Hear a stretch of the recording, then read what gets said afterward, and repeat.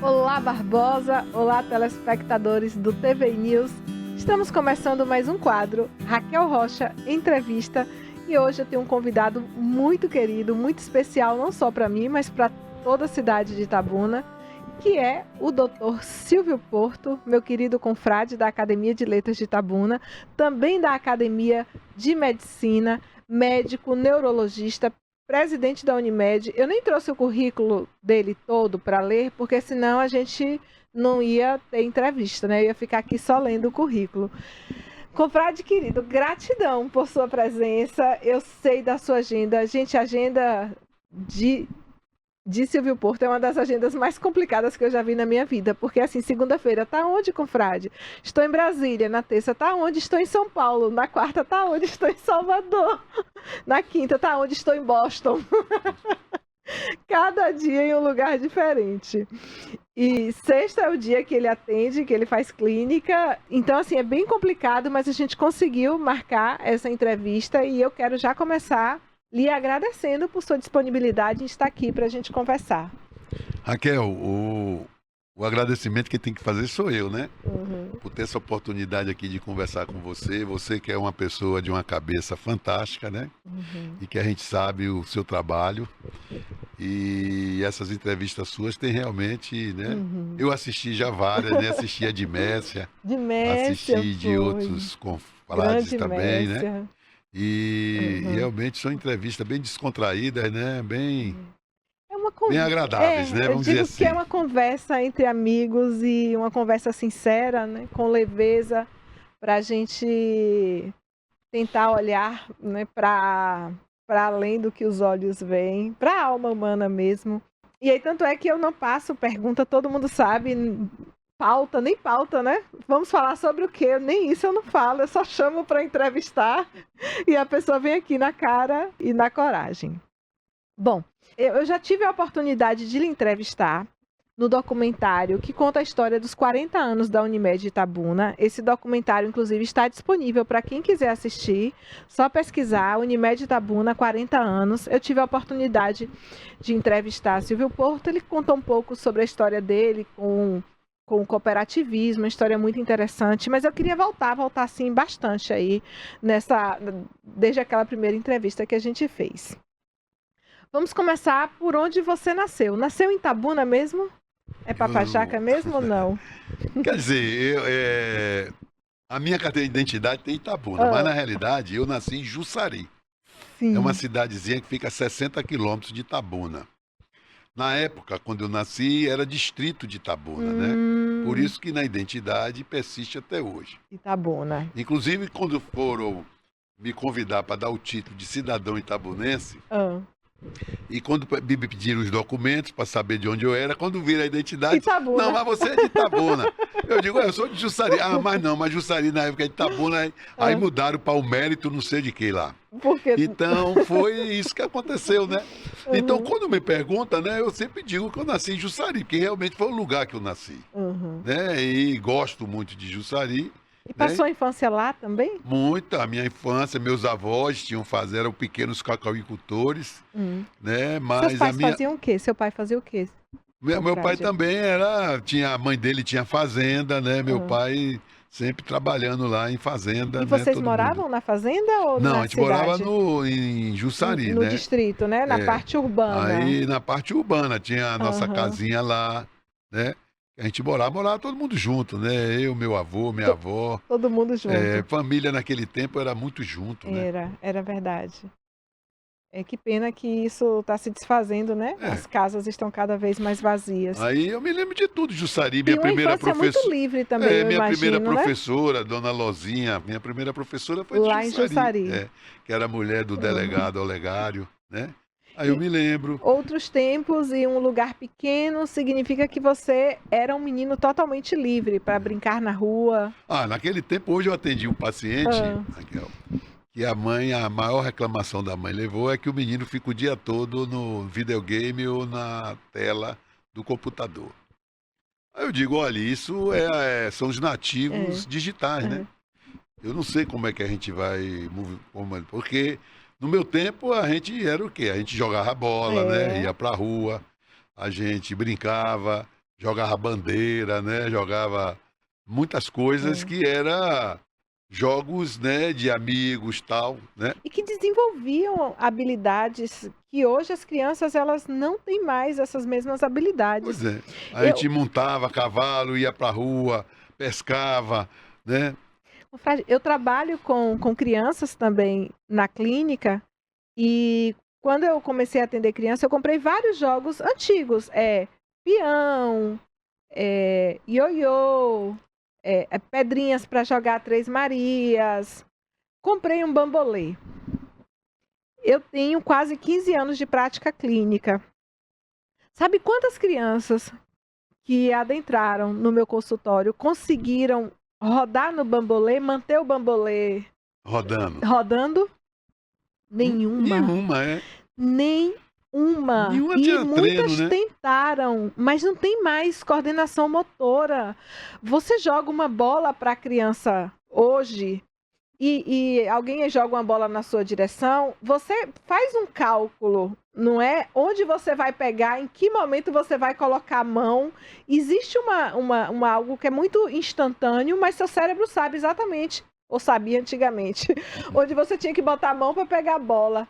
Eu jogo uma bola hoje para uma criança, a criança ela fica toda perdida assim com as mãos no ar balançando, justamente porque essa parte do cérebro, e eu estou falando do cérebro, ela não foi estimulada, justamente porque essas crianças elas nasceram na frente da tela, né? Não brincaram na rua como a gente brincou.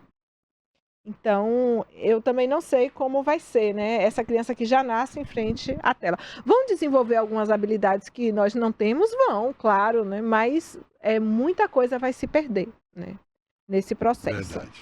Mas teve essa infância brincando na rua, tinha muito contato também, imagino, com a fazenda, né? Com terra, com Tinha muito. roça de cacau. Era cacau, né? Tinha casa de farinha, né? Meu avô fazia farinha também. Tinha cana, tinha Aqueles banana. fornos de cimento bem grande. Exatamente. Que ficava mexendo assim, tipo com rodo, não é? E o que me marcou muito nessa minha infância lá foi o meu avô. Seu avô? Porque meu avô, ele ia todo dia pra roça, né? A roça que ele plantava feijão, ele plantava arroz, ele plantava tudo lá. Uhum. E ele era um homem já idoso, né? Mas que ia de manhã, inclusive não vinha almoçar. A gente é que tinha que levar o almoço dele. O almoço dele. Aí minha avó fazia a marmita, a gente levava. Então aquilo ali me marcou muito, né? Porque eu aprendi a importância do trabalho, né? Ele era Eu pai do seu olhando- pai. Ele não era o pai de minha Pai mãe. de sua mãe. É. Uhum. O pai de meu pai morava em Bicaraí, certo? Agora, a mãe de meu pai que tinha uma fazenda lá perto de Jussari. Uhum. Então, o meu avô era sertanejo, né? Lá do Jacaré, perto de Brumado. Ele era daquela região. E ele era um homem trabalhador, né? E era um homem culto, né? Porque Culto também. ele cantava, ele tocava sanfona, ele cantava coco, Nossa. né? Ele tem um ABC que ele fez sobre a Bahia, que é um negócio fantástico, né? Ele escrevia, era um homem que não teve cultura de escola, né? Mas para mim, a maior universidade que eu tive até hoje foi meu avô. Seu avô. Tudo que você aprendeu Pela com forma ele. como ele encarava as pessoas. Meu avô era fantástico, né?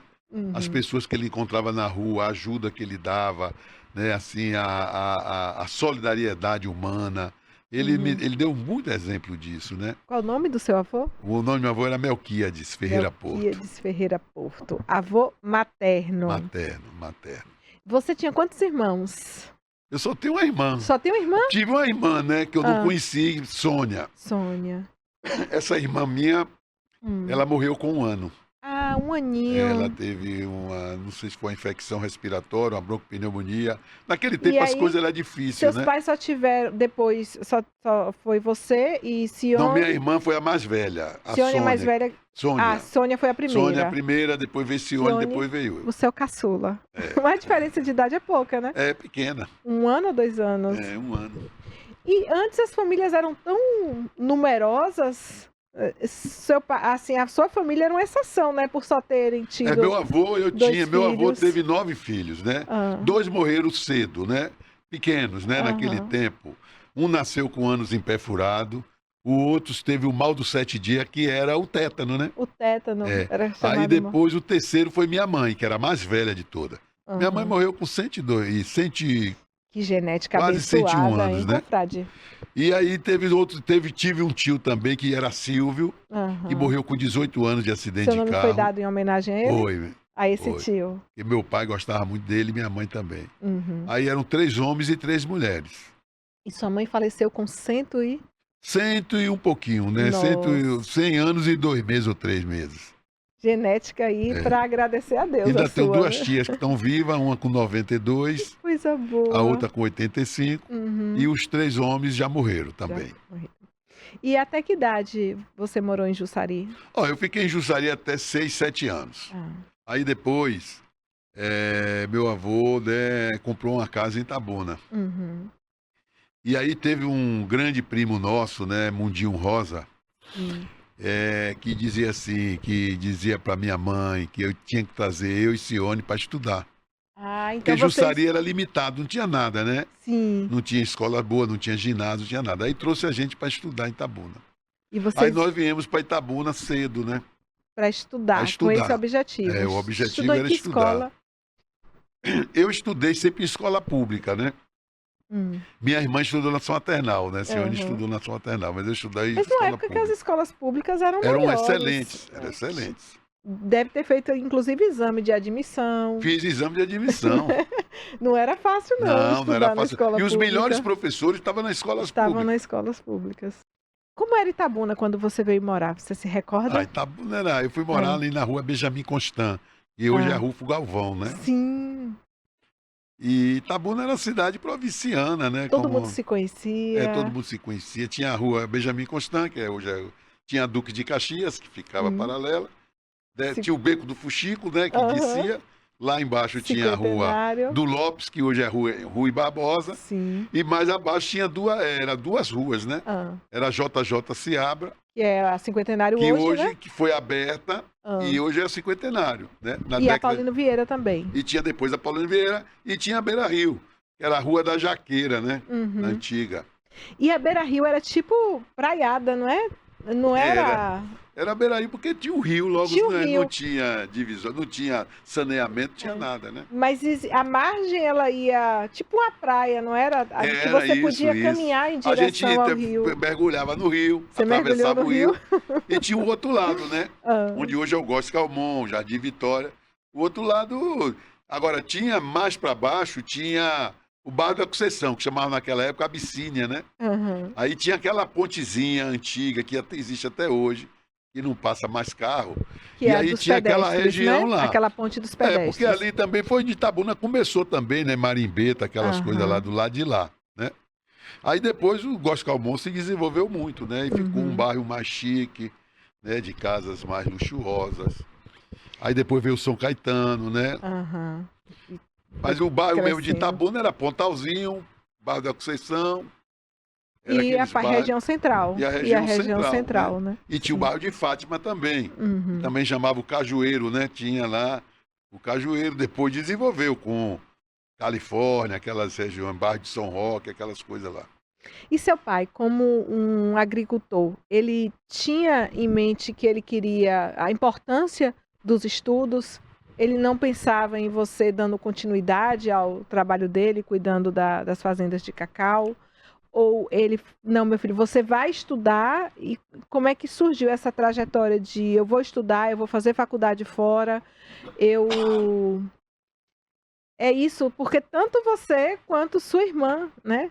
E assim, hoje todo mundo entra num curso superior, mas na sua época não era um feito e tanto, né? Você ingressar na universidade. Era seu pai ou sua mãe que deu essa importância para os estudos e te ensinou isso? Pronto, vou lhe falar. A minha irmã, estudante, né? Mas minha irmã casou muito cedo, né? Começou a namorar, né? E casou cedo. E casou cedo. Aí depois com o marido foi morar em São Paulo, depois foi morar em Salvador. Aí lá depois começou a estudar e fez direito, essas coisas todas. Depois de casada já. Depois de casada. Meu pai e minha mãe, a ideia mesmo deles era que eu fosse agrônomo. Isso aí, para ficar tomar tomando conta era. das fazendas de A ideia, cacau. minha mãe não me tinha no horizonte de ser médico. Naquele tempo, ser médico era uma coisa assim bem distante pra gente, né? Sim. Porque a gente olhava assim, primeiro que não tinha escola. Não A tinha aqui. agronomia você tinha a escola em Cruz das Almas, né? Que era Sim. também no interior. Medicina já era uma coisa bem mais Só distante. tinha em Salvador. Então minha mãe imaginava. E outra coisa também, viu, Raquel, que tinha muito naquela época, que eu cheguei a fazer, né? Sim. Minha mãe sempre foi focada que eu tinha que ter um futuro, né? E ela procurava. Inclusive, existe um fato comigo, né? Que é uma coisa que eu carrego sempre, mas não teve jeito. Por exemplo, a data do meu nascimento. Minha mãe aumentou minha idade para eu fazer o concurso do Banco do Brasil. Porque naquela época, Era ser comum. funcionário do Banco do Brasil era um status, assim, de formado mesmo, né? Era a melhor coisa que existia. Sim. Todo mundo queria. E eu fiz o concurso do Banco do Brasil e passei no concurso. Passou no né? concurso. Depois eu fiz concurso da CEPLAC, também passei. Então eu fiz uma trajetória de muito trabalho, desde de muito cedo. estudo também, né? Desde cedo. Outra coisa importante, né, para lhe dizer, esse amor pelo cooperativismo. Eu com 11 anos, né? Hoje é trabalho infantil, é para mim. Eu com 11 anos, minha mãe falou, tinha uma cooperativa em Itabuna, cooperativa de consumo, né? E que minha mãe pediu que eu fosse trabalhar, para não ganhar nada, mas para poder aprender a trabalhar. Aí eu fazia aquele saquinho de 1 quilo, de 2 quilos, de 3 quilos, de açúcar, feijão, farinha. Embalando, quando a pessoa vinha, se vier comprar 1 quilo, já estava prontinho. E botava na prateleira. E eu trabalhei, Pegava meu o primeiro na trabalho balança, né? foi na cooperativa.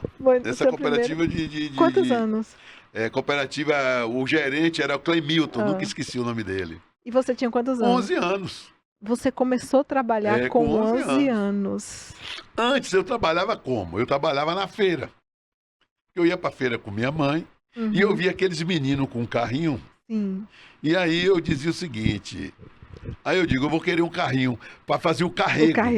Aí as mulheres faziam as feiras e depois botava dentro do carrinho e a gente ia levar na casa. Aí você ganhava.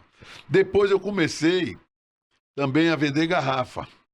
Porque tinha as garrafas. Empreendedor nato. Aí a gente pegava aquelas garrafas, procurava no lixo, procurava as pessoas, aquelas garrafas de vinagre, garrafa de tudo quanto é tipo. Aí dava para as pessoas de boteco, na feira, que embalava ali azeite, aquelas coisas, né? Fazia as cachaças. Vender, exatamente, botava as cachaças. Vender jornal. Depois eu comecei a me empolgar pelo cinema. Aí eu ia para a porta do cinema, aí vendia o gibi. Naquele tempo era o gibi. Do cinema. Fazia troca de gibi, comprava um, vendia, trocava. Depois eu fiz amizade com um grande dono de banca de revista aqui, o Reinaldinho, né? E eu lidava muito com aquilo, pegava as revistas antigas, quando tirava a capa. Porque naquele tempo, quando você não vendia, você tirava a capa para devolver.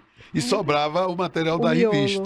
E aquela revista a gente vendia para enrolar as coisas, ou vendia para as pessoas lerem, que ainda estava por um preço era um mês, menor. já estava nova ainda. Tinha um Cruzeiro, Manchete, aquelas revistas que eram muito procuradas. Então, eu sempre procurei me virar, né? Porque minha família não era família rica, era uma família que a gente tinha que se virar. Mas tinha também o seu desejo, né? De ter o seu próprio dinheiro. E também tinha isso, né? De ir para meu cinema, que eu gostava, de comprar minhas coisas, comprar meu disco. Né? O primeiro disco que eu comprei foi de Sociedade. Foi de Sociedade. Aí eu vou lhe dizer com quem eu comprei meu livro. Outro dia eu falei com ele deu risada. Eu comprei meu primeiro disco de Sociedade, sabe com quem? Com o Naumar Monteiro, filho. Sério? Juntaram, que foi reitor... cada um pagou metade. Não, cada um pegou. A gente comprou o disco dos Beatles. Dos Beatles. O disco Help. Help. Passou o filme. E a gente se empolgou e nós compramos o disco. Aí como é que é a Sociedade? Uma semana ficava na minha casa, outra semana na casa dele. Naquele tempo tinha radiola, né? A gente botava o disco para tocar ali. Aí eu vi. Diziam que ia furar o disco, né? De tanto aí que a gente ficava ouvindo aquele disco e assistia. Esse filme Help, eu fui assistir no Rio de Janeiro. Eu acredito que eu fui assistir umas 20 a 30 vezes o filme. E outra coisa, ia assistir o filme, a gente entrava de manhã e ficava até de tarde e rodando, porque naquele tempo ficava podia, né? passando direto. Você não precisava sair da Não sala. precisava sair, aí assistia ficava quantas lá. vezes quisesse. Porque era muito bom, era muito bom. A música dos E você é um Beatles fã era dos Beatles? Sou. Qual a sua música preferida dos Beatles? Yesterday. Eu adoro. Ai, linda, linda, linda, linda. Outra. Rei Jude, né? É linda, linda, linda. Toda a música do Beatles é boa, né? Todas. Porque são letras algumas acabam marcando a gente por conta de momentos que a gente viveu, né? Eu me recordo, eu tenho uma cena de eu descendo numa estação de trem. Foi num passeio de trem que a gente faz de Buenos Aires até um lugar lá perto que tem uns cassinos. Mas eu fui só conhecer, não fui jogar não, viu? Em Buenos Aires? Trem de la Costa. E aí você vai parando nas estações. E a Argentina, ela tem uma influência inglesa muito grande, né? A cultura argentina. E eu desci do trem, assim, sabe quando tem o frio e tem aquele sol no frio, que é um sol tão bonito, um sol morno. E eu fui descendo e eu fui ouvindo a música, assim, bem distante. Eu fui me aproximando. Eu tenho em mente, e eles estavam cantando Here Comes the Sun. E essa música me marcou por conta dessa viagem que eu estava fazendo em família. E eu tenho muitas músicas dos Beatles, assim, que estavam tocando em momentos importantes da minha vida, e por isso essas músicas me marcaram. Mas enfim, só quem não conhece os Beatles não gosta dos Beatles. Mas eu não imaginava que... Primeiro, você tinha assistido Help quantas vezes? Assisti. Mais de 30. Eu nem me lembro mais. E que seu primeiro disco foi Em Sociedade, com Naomar. Foi Help. E foi Help, um disco dos Beatles. Mas a importância de você desejar e você correr atrás daquilo que você quer, né? E é isso. Eu acho que hoje as crianças, elas estão acostumadas somente a receber. E eu não sei se elas vão desenvolver essa vontade de trabalho, essa vontade de correr atrás, essa gana, né, essa garra para conquistar o que elas querem, né? Porque você só recebe e você não aprende a ir até aquilo que você quer. E seu exemplo de trabalho foi o seu avô. O meu avô foi fantástico, né? Porque ele me ensinou a respeitar as pessoas, né? Eu acho que o respeito, né? Respeitar as diferenças. Meu avô... deixa eu lhe contar um lance. Minha avó vendeu uma máquina. Inclusive, essa máquina que ela vendeu, uma máquina Singer... De costura? Outro dia eu atendi uma pessoa no consultório que foi a que comprou essa máquina. Nossa. Eu dei uma fortuna por essa máquina e ela não quis me vender. Não quis te vender. Então, aí minha avó se arrependeu de ter vendido. E quando a moça foi lá buscar a máquina, já tinha pago. Aí minha avó ia devolver o dinheiro e ia dizer que não queria. Queria a máquina dela de volta. Aí o meu avô disse, não, pode levar a máquina. Mandou a moça levar a máquina. Aí ele disse uma frase que eu nunca esqueci. O trato não é obrigado a fazer, mas se fizer, é obrigado a cumprir. Então isso aí, né, é uma coisa de palavra, né? Coisa de gente antigo mesmo, né? Que não precisa escrever não precisa nada. Assinar, né? Não. É o chamado fio do bigode, fio do né? bigode. Que você fez um trato, tem que cumprir, né? Você não precisa fazer trato se você não quiser. Existe até hoje. Essa máquina existe até hoje. Você pensou, vou recuperar a máquina da minha avó. E a mulher não quis me vender a máquina, não quis. Falei com minha mãe, vê se você consegue a máquina. Porque a máquina foi que minha avó costurou a roupa de todo mundo, né? Todo mundo. E eu não sei porque ela resolveu vender, né? Eu não sei, você vê que a máquina tinha uma qualidade tão boa que tem mais de 50 anos isso, né? 60 anos, eu acho. E essa mesma mulher que comprou a máquina foi a que é sua paciente hoje? Foi, é minha paciente. Sua paciente. E ela que me contou, a máquina foi comprada da sua avó. Quem sabe ela não muda de ideia, né? Não, sei não, mas eu não sei que eu também perdi o contato com ela, não sei não. Família. Mas também eu também desisti, né? Mas a vida é isso aí, né? A vida a gente tem que... Mas você foi uma grande lição, né? A gente vai aprendendo, né? A vida ensina muito a gente, o poder da palavra. Você vai vivendo e aprendendo, como diz, né? E era um bom estudante? Eu? Ah, eu sempre Tirava fui bom. notas excelentes? Sempre fui bom Os estudante. professores gostavam de... Era comportado, confrade? Era. Era. Eu era muito tímido, né? Ah, Eu era uma pessoa muito tímido, entendeu? Então eu sempre... E as pessoas gostavam muito de estudar comigo, porque eu também estudava as coisas, aprendia rápido, né? Sempre aham. aprendia as coisas rápido. E na faculdade de medicina mesmo, eu estudava com 3 pessoas. Com o Biratã Riela, né? Que é Hum, irmão de Urandir Riela, sim, que já morreu. É Jaime, que está vivo, é o pediatra, já de sim. César, né? E Paulo Badaró, que já morreu também. A gente estudava junto, os 4. E eles ficavam impressionados comigo, né? Facilidade. A gente lia tudo e eu Pegava. aprendia e já dizia, não vou estudar mais não, que eu já sei tudo. Ele, pai, como é que você faz isso? Eu tinha uma memória boa, né? Uhum. Uma memória, assim, para gravar as coisas, muito boa. Mas você pulou o capítulo de seu pai queria que você fizesse agronomia, não tinha medicina por aqui, pela região. Como é que você foi parar na medicina e como esse desejo surgiu? Surgiu de você ou não? Deixa eu lhe Alguém te disse, explicar isso faça aí. medicina? O que é que eu sei hoje, né?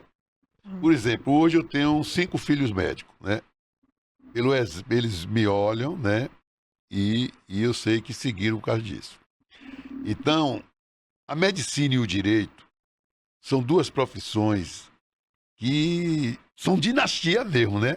Você vê a grande maioria, é difícil você escapar. Filho de médico, não, pelo É. menos ter um Um médico, médico né? na É família. raro, né? A mesma coisa no direito, né? A família, a pessoa segue ali. Às vezes pela facilidade de ter já, Isso. né, um campo de trabalho já bem Um lugar para definido, já começado. atender.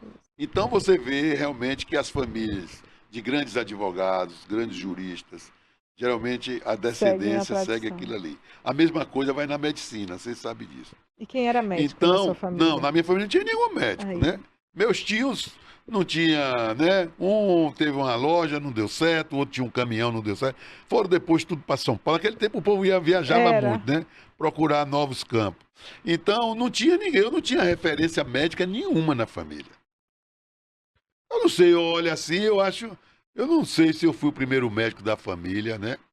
Lá de, eu acho que é Foi. capaz de ter sido, É. né? Mas o que é que acontece?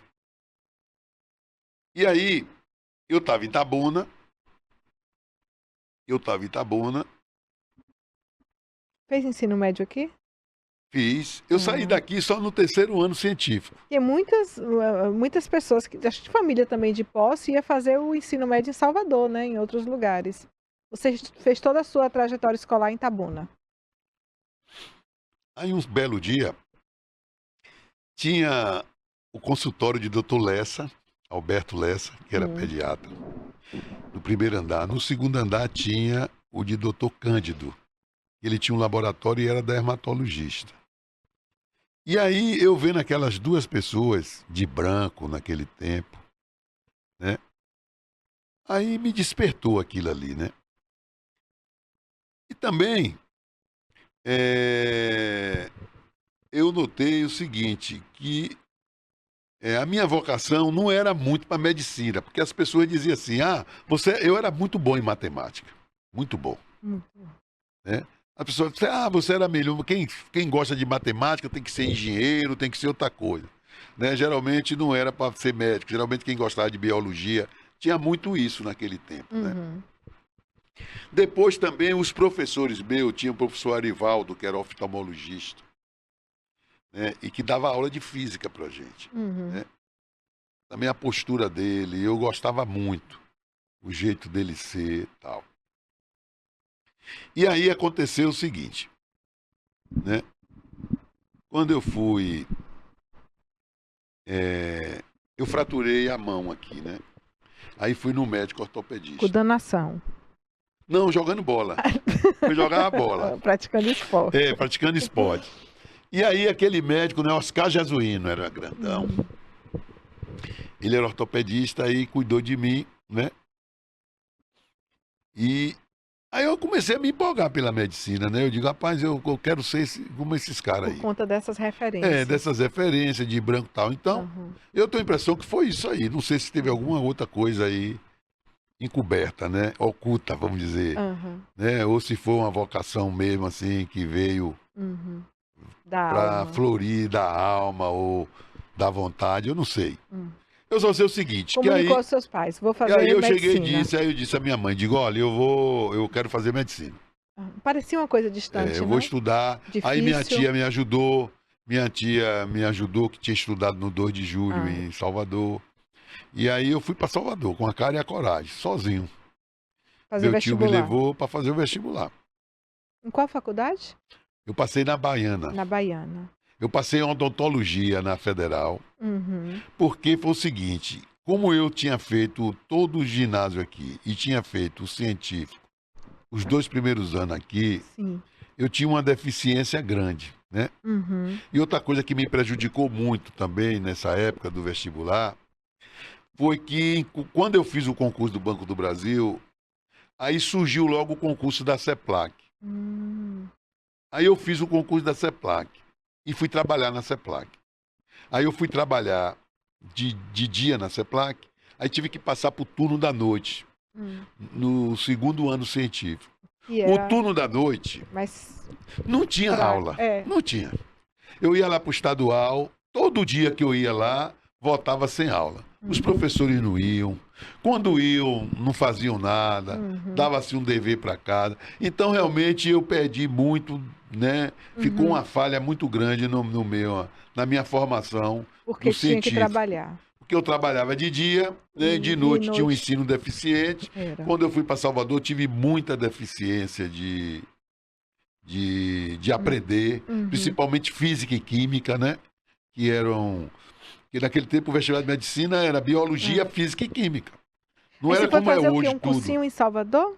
Não, não fiz Não fez cursinho. cursinho? Já chegou e já Já passou. fui pro 2 de julho e já fiz o terceiro ano Fez o junto. terceiro ano junto. É, não fiz cursinho. Entendi. Eu também devia ter feito, né, para poder reforçar, Aham. mas não fiz. Também não tinha E muita mesmo assim condição. conseguiu passar. Em Passei, odontologia na Federal passei odontologia na Federal e e medicina medicina na na Baiana. Baiana. Ainda cursei um ano de odontologia. Depois eu digo, não, ou uma coisa ou outra. Oh. Aí eu Você fez as duas? cheguei a fazer as duas. Nossa! Cheguei a fazer as duas. Aham, Aí depois eu fiz a opção por medicina. por medicina. E desde o início da faculdade você já sabia, essa é a minha área, é isso que eu gosto. Quero Da cuidar neuro? de gente. Da neuro? Não, da medicina Ah, ainda. da medicina. Cuidar de gente, lidar com as dores, com o Eu me identifiquei sofrimento. muito na medicina. É a coisa, né? Eu Uhum. atendo. Hoje eu atendo porque eu gosto de atender. Exatamente, é isso que eu ia falar. Hoje você Eu atende chego porque você aqui gosta, né? com todo sacrifício, É. porque eu gosto de meus pacientes. É. Ainda tem uma clientela que me procura muito. E pela sua Entendeu? rotina de viagem, pelos cargos Porque que hoje eu você sou mais gestor, ocupa, né? Eu É. tenho um cargo de alta liderança no sistema Unimed, né? Eu Sim. sou diretor executivo nacional, né? da Unimed do Brasil. Do Né? Brasil. Então, o cargo Ah. assim é o topo, né? Quem Exato. chega na hierarquia, né? Então, eu consegui, né? O cooperativismo sempre foi uma coisa boa para mim, né? Uhum, Eu fui, para ver se eu gostava, eu fui fundador da Unimed uhum, e depois fui diretor e fui evoluindo, né? uhum. Evoluindo. E o cooperativismo, Raquel, por que que o cooperativismo tem uma vantagem, viu? Primeiro, é uma empresa com princípios e valores, né? Então, ética, decência, dignidade, né? Você trabalhar numa empresa que tem princípios e valores é fundamental. Coisa rara Depois hoje em tem outra dia. coisa, viu, Raquel? Eu não sei se você vai concordar comigo. No cooperativismo, você não trabalha para uma família, para uma pessoa. Você trabalha para uma coletividade. Pro coletivo. Eu, na Unimed do Brasil, eu trabalho para mais de 120 mil médicos cooperados de todo o Brasil. É verdade. Então, quem atende a Unimed está trabalhando para ele mesmo e está trabalhando para muita gente. Quem atende o Bradesco, ou a Tá trabalhando Sul-América, pro Bradesco. o Bradesco pra é quem? É uma Sul-América. família. Né? É. O Itaú é o quê? É a família Moreira Salles. Então, Uhum. você trabalha para uma pessoa.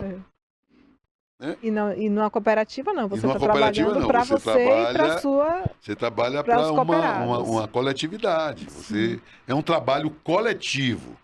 Né? A palavra mágica é cooperação. Você está ali trabalhando dentro de um objetivo de muita gente de chegar lá.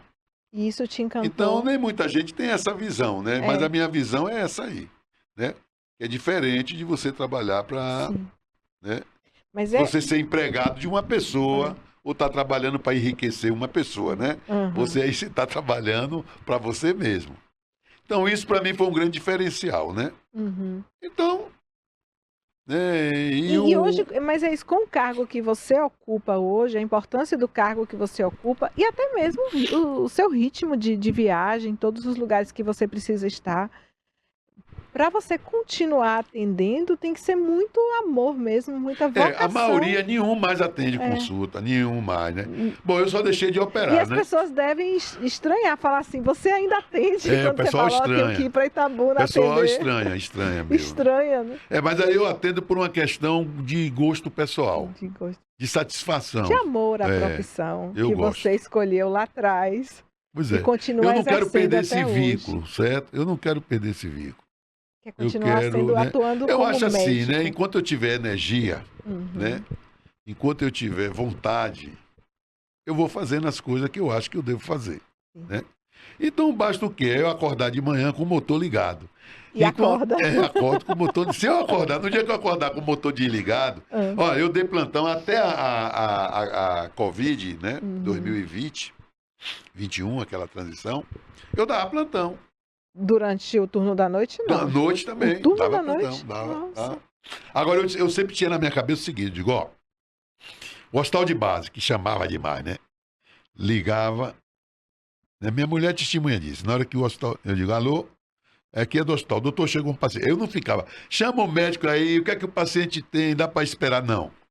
Ligou, eu bati o telefone, levantava, lavava meu rosto, vestia minha roupa e ia. E eu sempre tive comigo o seguinte, no dia que o hospital ligar, eu atender e virar para o outro lado. E continuar dormindo. Com sono. Aí eu digo, encerrou minha atividade. Graças a Deus isso não aconteceu. Né? Eu continuei firme e cumprindo minha responsabilidade. Depois da pandemia e as coisas, foi quando também coincidiu com o convite para ir para a Unimed do Brasil, né? Me descobriram aqui, né? Me descobriram aqui, porque eu aqui no interior da Bahia, né? Então o pessoal veio de lá e me descobriu e me levou. E eu acho que não se arrependeram, né? Porque o nosso trabalho lá realmente tem sido um trabalho muito importante. Onde você chega, você faz diferença. Né? Então, organiza, coloca ordem em tudo. Então eu tô lá, né? Eu acho que é a maior herança que a gente deixa para a família. É a herança de um trabalho bem feito. De um trabalho bem feito. Então, eu sempre procurei isso, né? Meus filhos terem orgulho, né? De que você trabalhou de uma forma decente, né? De uma forma honesta, né? Então, isso aí para mim é importantíssimo, né? E você também é fundador da Academia de Medicina aqui em Itabuna, né? Eu sou fundador da Academia de Medicina aqui em Itabuna, porque Feira de Santana tinha uma Academia de Medicina e eu achei o seguinte, né? Um certo dia eu cheguei no hospital, aí falaram de Manuel dos Passos Galvão. Não sei se você já ouviu falar desse médico. Sim. Aí, quem foi Galvão? Um médico novo falou. Aí eu parei, eu digo, rapaz, a gente tem que fazer. A gente tem que preservar a nossa história, nós temos que fazer alguma coisa para a pessoa saber quem foi Galvão. Quem foi Alício Petier de Queiroz. Perfeito. Quem foi João Otávio de Oliveira Macedo. Né? As pessoas têm que saber. Porque, né? Senão vai cair no esquecimento. Porque a oralidade, né? A gente aprendeu muita coisa com o avô, com a avó que nunca escreveu nada, mas que você aprendeu, aquilo marcou muito. Mas para você deixar uma herança melhor, você tem que escrever. Você tem que escrever. Você tem que registrar. A oralidade, ela se perde, né? Muitas vezes. Porque você tem que registrar. Aí eu tive essa ideia da Faculdade de Medicina. Aí chamei os amigos, chamei Renato, chamei João Otávio, chamei Messia, né? E a gente começou a trabalhar. Né? Nesse sentido. O pessoal, a Academia de Medicina da Bahia já me chamou para mim fazer parte. Mas eu pedi um tempo, porque realmente eu estou sem tempo, né? Para entrar e não participar, aí eu pedi um tempo para depois, para ver se vou ou não vou, né? Eu também já sou da Academia Brasileira de Neurocirurgia. Idealizador e fundador da Academia de Medicina aqui em Itabuna, que já existe há quanto tempo? Quantos Desde anos? 21, tem 3 anos. Desde 21, tem 3 anos. Todas as E cadeiras já funciona, ocupadas? todas ocupadas, funciona regularmente, tem Está patrono. cumprindo esse propósito que é registrar você essas sabe que histórias. você começar uma coisa não é fácil. Não é fácil, né? Você sair do zero não é fácil. Então você tem que ter muita resiliência, muita paciência. Isso que você está tendo aí. Né? Com a nossa que já tem mais de 11 anos. Tem a Academia de Letras, né? 13 anos. Ela 13 foi fundada em 2011. Agora imagine uma que tem 3 anos, né? É verdade. Porque a importância da academia, né, é você saber, né, que tudo aquilo que você fez na vida, né, algum dia alguém vai lembrar, né? Vai lembrar que você existiu. Sim, né? exato. Que você passou por ali. Então você não pode deixar de registrar isso aí. Então, a imortalidade, né? Tá onde? Esse registro, né? Eu acho que a gente tem que, numa academia, eu acho assim, você transforma a sua vida na própria eternidade. Isso para mim que é o base aí. Porque na hora que você não morre nunca, fica na memória, fica no registro, você se eternizou. Né? Não é que você seja imortal, né? Porque imortal a gente não vai ser. Nós vamos ser eternos, né? Porque ninguém nunca vai lhe esquecer. Você não vê Calixtinho? Calixtinho, né, é benemérito da nossa academia. Então, ninguém esquece Calixtinho. E ninguém nunca mais vai esquecer. Daqui a 100 anos, 200 anos, todo mundo vai saber. Porque a gente marca e escreve e está lá, né? E as próximas gerações precisam dar continuidade, né? Vai entrando e vai dando continuidade a esse trabalho de preservação dessa história e desses registros que são tão importantes. Quando nós não estivermos, quando você não estiver mais aqui na Academia de Medicina, que as próximas gerações, que os médicos que forem ingressando, preserve e que conte para os outros médicos, né, quem foi Silvio Porto, quem foi João Otávio Macedo, quem foi Mércia Margoto, quem foi Calixtinho. E é isso, acho que a função principal de uma academia de medicina, uma academia de letras, é preservar essa história, Mércia né? Cultivar. Me disse, a semana passada, a Mércia me disse que vai prestar uma homenagem a mim, né? Que vai botar numa das salas lá da faculdade, vai botar meu nome. Nossa! Aí eu digo, Mércia, eu lhe agradeço. Mas você merece, vou botar seu nome lá. E Mércia tem uma veia literária aí despertando, né? Sabe que ela está escrevendo algumas memórias de Edmar Margoto. Mércia foi uma pessoa que me ajudou muito, né? Onde eu fui, eu carreguei Mércia. Na Unimed, na Academia de Medicina. Né? Quando eu comecei a Unicred, né, que era uma coisa, tinha 3 mulheres que eu levei. Foi Mércia, Ângela e Maria Helena. Começamos juntos. Na Santa Casa, quando eu fui chefe do Corpo Clínico, Mércia foi minha assessora. Por aí foi. E é uma pessoa extremamente competente, um ser humano incrível, né? E uma energia. Pensa numa pessoa que tem uma energia boa, é Mércia. Para finalizar, a sua relação com a literatura, com os livros, de onde nasce de médico a escritor, o Silvio Porto, que gosta de escrever, que gosta de fazer esses registros, que gosta de preservar a história. Como é que é essa sua relação com a literatura? Veja bem, o que eu estou notando é que eu comecei a escrever muito, né? Tenho muita coisa. Se eu quiser publicar assim, 3, 4 livros, eu tenho material, né? Agora que eu estou começando a organizar minha vida nisso aí, porque minha vida foi muito intensa, né? Muitos cargos, né?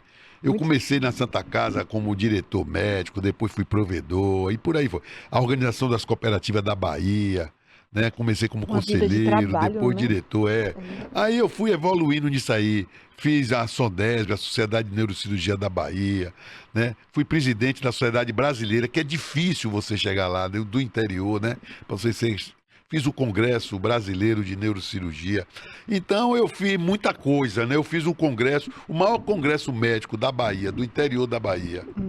Até hoje, quem fez foi eu. Quer dizer, eu não, né? Eu, todo mundo, né? Mas eu era o fio condutor, né? Porque geralmente você tem que ter aquele fio condutor. Então, eu acho que o líder, um dos papéis principais do líder é motivar, né? A motivação.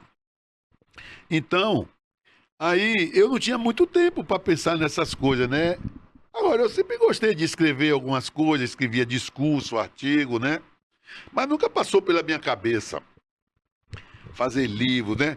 Eu acho o seguinte, eu escrevo mais para as Surgiu de uma forma pessoas, muito natural, e né? para as pessoas que estão ali. Eu não tenho Uhum, intenção assim de botar um livro em livraria para vender, para mostrar. Não uhum, tenho, sou sincero com você. uhum, Eu quero escrever. Agora eu estou fazendo um livro com o Felicíssimo uhum, sobre a minha turma, né? uhum. A minha turma de medicina, que nós vamos fazer 50 anos de formado. Aí Hum. eu estou escrevendo o quê? As conversas, os diálogos. Tá, depois você vai E ver, você vai você tem uma conhecer. memória excelente também, né? Aí Então, vamos fazer isso aí. aham, Então eu estou fazendo os vídeos, né, dos encontros, sim. eu tenho muito material aí.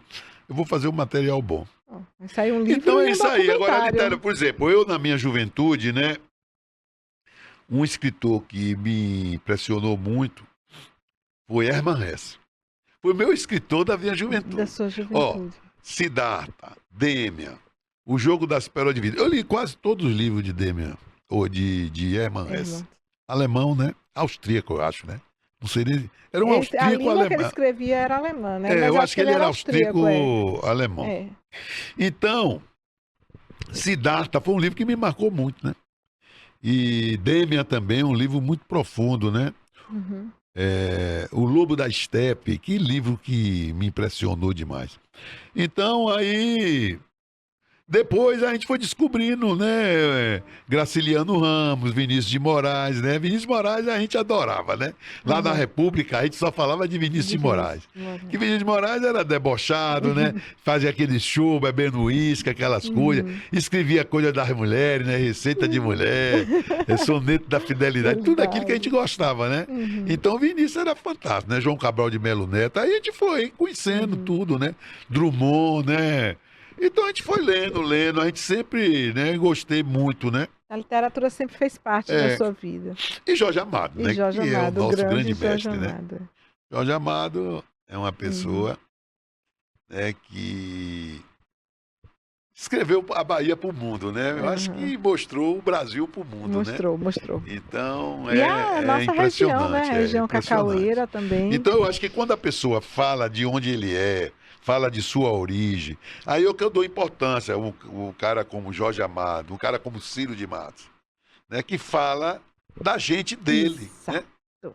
Então tem gente que vem com essa missão, né, Uhum. de escrever sobre a nossa terra, a nossa gente. Eu acho que é importante. Então eu escrevo muito sobre meus amigos, os momentos que eu Sobre vivi, coisas que você minhas viveu, né? histórias que eu Suas histórias. vivi. Então para deixar, para depois as pessoas lembrar, dar risada, né?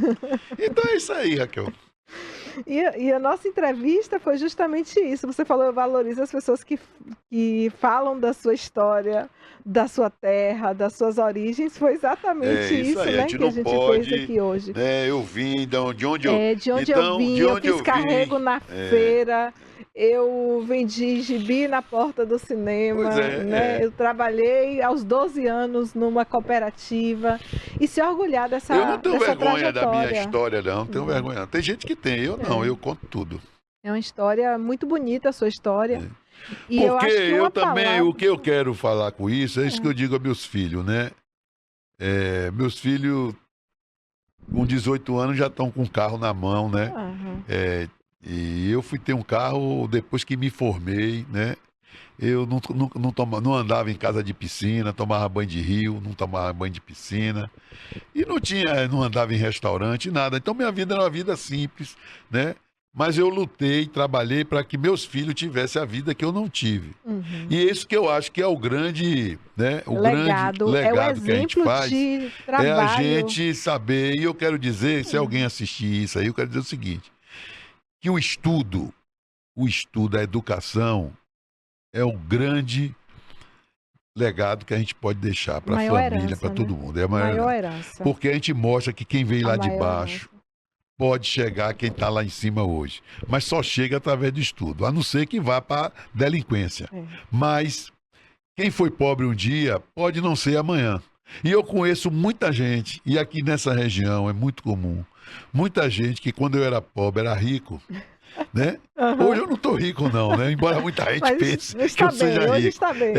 E tem gente que era rico e hoje está pobre. Então a É, vida gira, né? exato. Agora eu acho o seguinte, que o estudo, né, para quem é pobre, lute, É a grande estude, ferramenta de porque a transformação gente pode chegar social. lá, É o pode chegar estudo. lá. É o É isso estudo. aí. E eu acrescentaria aí o trabalho. Não adianta só estudar e ter títulos e títulos, tem que ter disposição para o trabalho. Uma coisa que me falaram sobre você no documentário, eu acho que foi até Tavinho, o João Otávio, que falou assim, que Silvio é um trator para trabalhar. Não foi João Otávio que falou isso no Não, documentário? eu acho que foi. Alguém falou que ele era um trator para trabalhar. E durante essa entrevista, vocês viram que o trabalho ele sempre esteve presente na vida dele em todas as etapas, inclusive no maior exemplo que ele tem de vida, né, que é o avô, que também é um exemplo de trabalho. Então, acho que a grande palavra que lhe define, né, além da sua inteligência, do seu talento, da sua capacidade de agregar pessoas, da sua capacidade de promover as coisas, da visibilidade, de organizar, de fundar instituições, associações. Eu acho que a grande palavra que lhe define é essa: trabalho. E eu faço muita coisa ao mesmo tempo, né? Olha, quando eu cheguei no CREMEB, a gente terminar, eu vou lhe contar essa história. Quando eu cheguei no CREMEB, o CREMEB é o Conselho Regional de Medicina, Sim. né? Aí me ligaram um dia que queria que eu fosse, que soube da minha liderança aqui. Eu digo, mas rapaz, eu ando muito ocupado, eu não vou. Como é que eu vou? Não, você vem aqui, você vem. Olha, naquele tempo, tinha que pegar um avião para ir lá. Tem uma reunião, tem uma quinta e uma sexta e uma terça no mês. Só são 3 dias. Aí eu resisti, depois, tá bom, eu vou. Aí eu fui, né? Comecei a trabalhar. Tinha o professor Jesuíno Neto, que era um grande professor de medicina na Bahia. E ele era o corregedor que distribuía os trabalhos. Aí eu comecei a fazer como é que se diz? Os meus relatórios, né? Sim. E eu acho que ele gostou, né? Aí, de repente, ele começou a empurrar para mim vários relatórios para fazer. Aí eu via que outros conselheiros tinham 2, 3 e eu estava com 8, 10. Aí eu cheguei para ele um dia e disse assim, professor, o senhor não está achando que eu vou demorar para lhe dar o resultado disso aí, porque o senhor botou muita coisa para mim. E eu ando muito ocupado. Aí ele me disse uma frase também, que eu nunca esqueci. Você já me disse essa frase. No dia que ele fez um convite, eu falei, eu sei que você é muito Aí ocupado. ele disse, E eu fico meu filho, constrangido em lhe pedir olha, você isso. pode demorar. Pode demorar, que eu não me zango, não. Porque eu sei que quando vier, vem bem feito. Isso.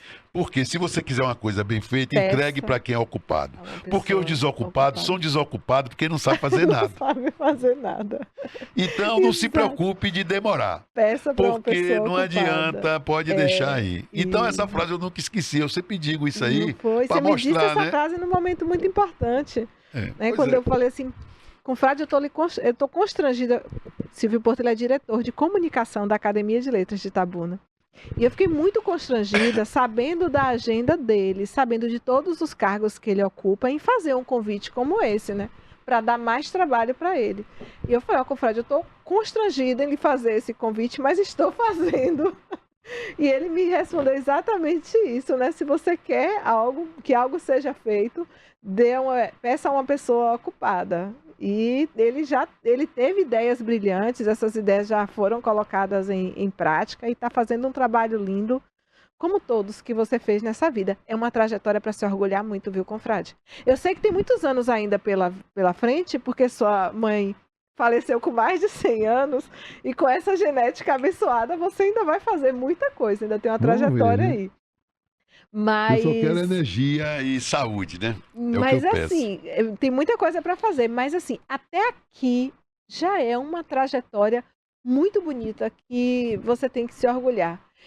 Às vezes eu digo assim, se eu morresse hoje, não quero morrer não, mas se eu morresse hoje eu morreria feliz com as coisas que eu fiz até esse momento.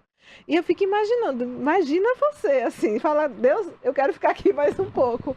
Mas é uma trajetória de orgulho e de alegria, né? De sensação de vida bem vivida, de combater o bom combate todos os dias. Obrigada por esses ensinamentos, pelos exemplos aqui que você nos deu. Você é uma pessoa que nos inspira Obrigado, mesmo. Raquel. Eu que fico feliz de ser entrevistado por uma pessoa como você, né? Gratidão. Um grande abraço. E você que está nos assistindo, muito obrigada por ter ficado até o final aqui com a gente. Lembre-se sempre, assista bons filmes, leia bons livros, ouça boa música, cuide do planeta, cuide da sua mente, do seu corpo, do seu coração. Trabalhe todos os dias para conquistar o que você quer. E assista o Raquel Rocha Entrevista, o TVI News e beijos.